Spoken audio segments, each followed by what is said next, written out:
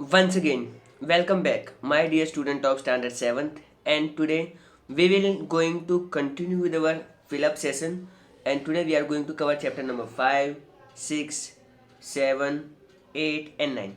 We already covered chapter 1 to 4, in which we had completed 50 fill-ups, and now in this session we are going to finish fill-ups of semester 1.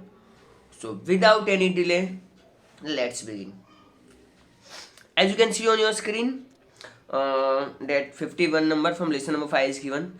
Latitudes are the imaginary horizontal lines. Okay friends, latitudes क्या होता है, longitudes क्या होता है, पहले आपको वो पता होना चाहिए.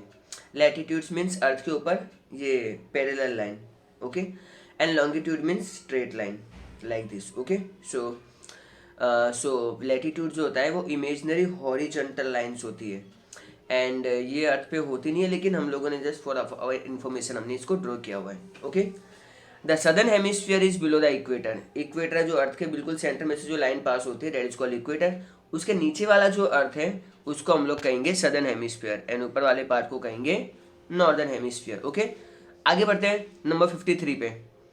We can know the exact latitude and longitude of a place with the help of GPS. Okay, हमारे मोबाइल फ़ोन में इनबिल्ट जीपीएस आता है, एंड उसके थ्रू हम लोग हमारा जो एग्जैक्ट लोकेशन है उसका लैटिट्यूड्स और लॉन्गिट्यूड्स के कोऑर्डिनेट्स ढूंढ सकते हैं. ये मतलब आपको बताता है कि अभी आप जिस जगह पर हो उसका लैटिट्यूड एंड लॉन्गिट्यूड क्या है. ओके, सो आर्मी में ये सब चीज़ों में इसका बहुत ज़्यादा यूज किया जाता है, एंड इवन हम लोग किसी को भी ट्रेस कर सकते हैं. 54 नंबर पे बढ़ते हैं. There are total 360 longitudes. Okay, earth के सेंटर में से 0 डिग्री, फिर 1 2 3 4 5 6 7 8 ऐसे कर कर घूम के 180, फिर यहाँ से 1 2 3 4 करके 180, और 180 वाली जो लाइन है उसको हम लोग इंटरनेशनल डेट लाइन कहते हैं, और वो बिल्कुल स्ट्रेट नहीं, थोड़ी जिगजैग है. ठीक है, आगे बढ़ते हैं. नंबर 54 में, standard time of a country is decided by the following the local time of a place located in the middle of the country. Country like India, अब इसके हम लोग लॉन्गिट्यूड्स की बात करें तो एक बिल्कुल वेस्ट में एक ईस्ट में, तो उन दोनों का कैलकुलेशन करके हम लोग एवरेज निकालते जो बिल्कुल सेंटर में से आता है, एंड वो मतलब जो वहाँ का लोकल टाइम होता है वो कंट्री के बिल्कुल सेंटर में से ही पास होता है. इंडिया के केस में right now it is Prayagraj, जो पहले इलाहाबाद था. ओके, 56 नंबर की बात करते हैं. The topic of cancer passes through the India. तो इंडिया में से क्या पास होता है? इंडिया में से ना टॉपिक ऑफ कैप्रिकॉर्न पास होता है ना इक्वेटर पास होता है. इंडिया के सेंटर में से you will find topic of cancer. Okay, आगे बढ़ते हैं नंबर 57 की तरफ. New Zealand is in the southern eastern hemisphere. आप एग्जाम में इसके 3 आंसर लिख सकते हो. Either you can write southern hemisphere, तो भी मैं रॉन्ग नहीं दूंगा, राइट दूंगा. अगर आप ईस्टर्न हेमिस्फीयर लिखोगे तो भी करेक्ट है, एंड अगर आप दोनों आंसर लिखते हो तो भी ये करेक्ट है. ओके, लेकिन आपने अगर 2 लिख रहे हो तो मेक श्योर आप नॉर्थ और वेस्ट ना लिखो, क्योंकि यहाँ पे एक भी ऑप्शन गलत हुआ तो मैं आपका पूरा आंसर ही रॉन्ग कर दूंगा. Okay, so be careful while writing your answer. Now we are moving towards chapter number 6. Okay, and chapter number 6 is from history. So let us start with number 58. The Rajput ruled over India after the 7th century. तो 7th century के बाद India में Rajput rulers का rule शुरू होता है. Okay, this is what they are trying to say. यहाँ पे आपको 7th century में 7th century याद रखना है. ठीक है, number 59. King Yasakra was enthroned by the group of Brahmin. Okay, so Yasakra जो किंग थे, may be Kashmir, I am not sure, but he is appointed as a king by the group of Brahmin peoples. Okay, आगे बढ़ते हैं. Who killed Shishupal. तो शिशुपाल का वध किसने किया? Well, the correct answer is lord Krishna. भगवान कृष्ण ने उनका वध किया था. Nishad Charitra is a story of Nal and Damayanti. Okay, 61 number का ब्लैंक. निषाद चरित्र किसकी स्टोरी है? नल एंड दमयंती की. ओके, आगे बढ़ते हैं 62 नंबर की तरफ. Hitopadesha is based on the Quran of Islam. Okay, so Hitopadesha जो है वो इस्लाम के कुरान के एक तरह से ऊपर बेस्ड है. The construction of the temples of the Rajput age the most noteworthy. Okay, so Rajput age के जो टेम्पल्स थे वो बहुत ही भव्य माने जाते हैं. Number 64. Where are the temples of Khajuraho located. तो खजुराव का टेम्पल कहाँ पर है? Well, it is in Madhya Pradesh, जिसको हम लोग शॉर्ट में एमपी कहते हैं. So Madhya Pradesh you will find in the centre of the India. Number 65. Puri temple is in Bhubaneswar, और भुवनेश्वर क्या है, ये उड़ीसा का कैपिटल है। सो भुवनेश्वर की स्पेलिंग आप लोग अच्छे से याद कर लेना। ओके, नंबर 66 की तरफ बढ़ते हैं। The sun temple of Konark is very famous.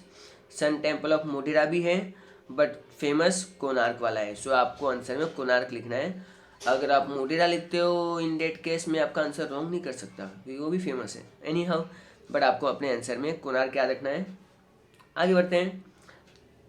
Okay, सो यहाँ पर चैप्टर कंटिन्यू कर रहे हैं हम लोग। In Gujarat the sun temple is located in Modhera. Okay, अभी जस्ट मैंने डिस्कस किया था। सो अगर आपको पूछा जाए कौन सा सन टेम्पल फेमस है तो कोणार्क, और when specifically about Gujarat then you have to give the answer Modhera. ये दो सन के टेम्पल हैं इंडिया में, और भी बहुत सारे टेम्पल हैं। Now 68 number, Martand temple is in Kashmir. So Martand temple कहाँ मिलेगा आपको, वेल ये मिलेगा आपको कश्मीर में। Number 69, the chariot of the sun temple of Konark is driven by 7 horses. तो जो सन टेम्पल है कोणार्क का, इसमें जो रथ है इसके आगे मिलेंगे आपको 7 हॉर्सेस।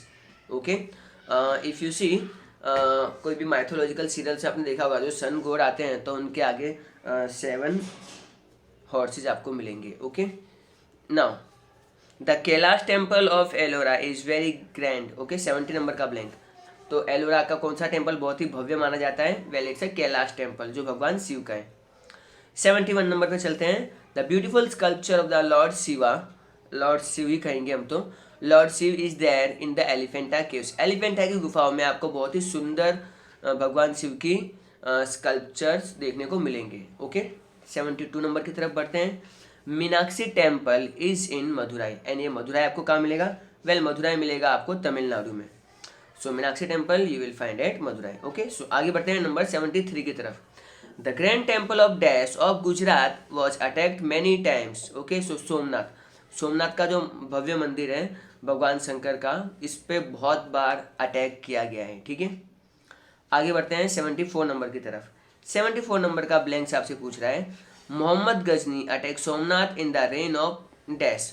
तो मोहम्मद गजनी ने कौन से राजा के टाइम पर सोमनाथ मंदिर पे अटैक किया था, well your answer is Bhimdev Solanki. Okay, तो Mohammad Ghazni attack Somnath when the king of this particular area was Bhimdev Solanki. Okay, आगे बढ़ते हैं नंबर 75 की तरफ।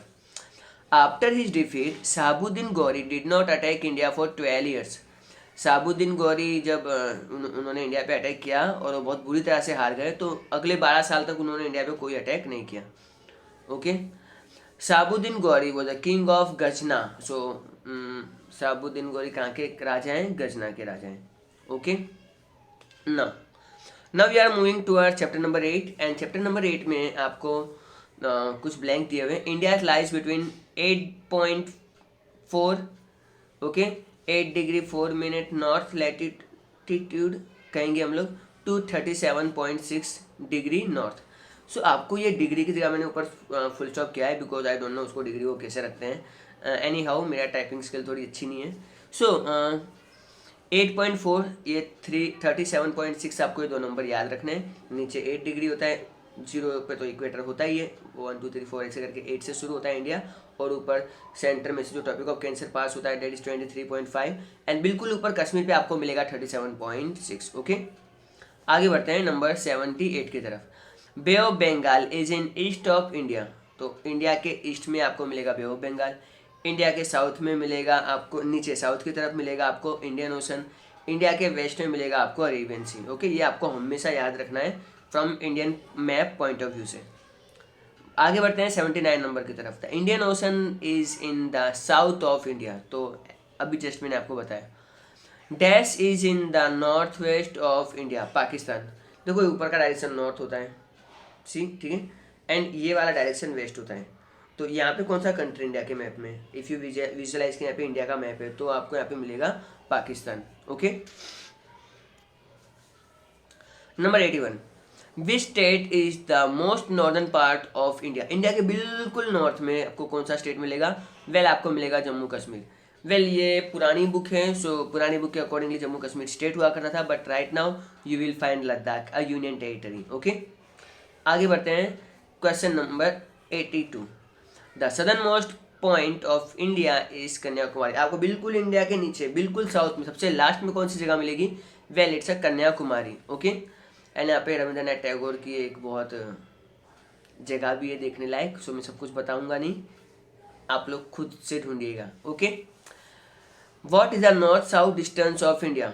मीन्स नॉर्थ से लेके साउथ तक इंडिया का टोटल किलोमीटर में कितना होता है? So 3, 2, 1 and 4। ठीक है, सो 3214 किलोमीटर इंडिया का नॉर्थ से लेके साउथ तक का डिस्टेंस है।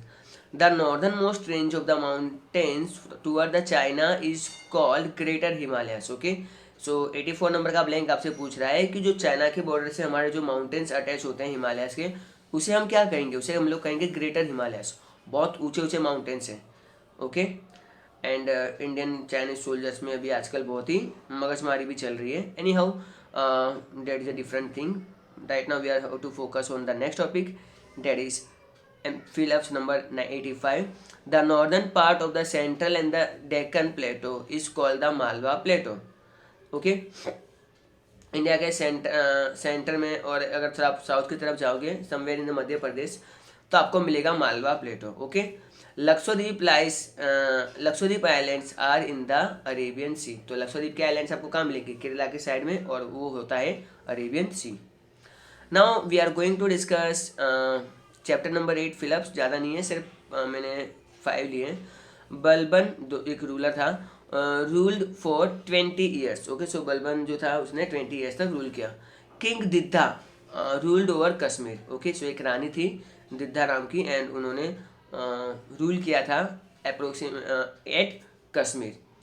89 number, who started postal service? तो इंडिया में पोस्टल सर्विस किसने शुरू की थी? वेल पोस्टल सर्विस शुरू करने वाले थे गियासुद्दीन तुगलक। ओके, नंबर 90 की तरफ बढ़ते हैं। Krishnadev Rai had a good relationship with the French. So France के लोगों के साथ कृष्णदेव राय के बहुत ही अच्छे रिलेशनशिप थे in the form of trading. Okay, and cultural exchange as well. 91 number की तरफ बढ़ते हैं।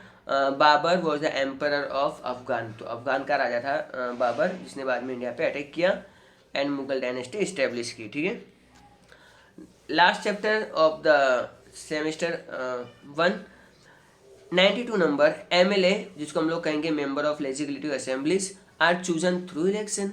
इनको हम लोग कैसे चूज करते हैं? वेल इनको हम लोग चूज करते हैं इलेक्शनों के द्वारा। Okay, number 93, there are 182 seats in the legislative assembly of Gujarat. Legislative of assembly of Gujarat में टोटल हैं 182 seats. Okay, and 92 is the magical number. जो भी पार्टी 92 सीट्स जीतती है वो अपनी गवर्नमेंट फॉर्म कर लेती है। And BJP in last election they scored 99 in proper election. I am saying अब बीच में कोई बाय इलेक्शन हुआ है, so I don't have any updates.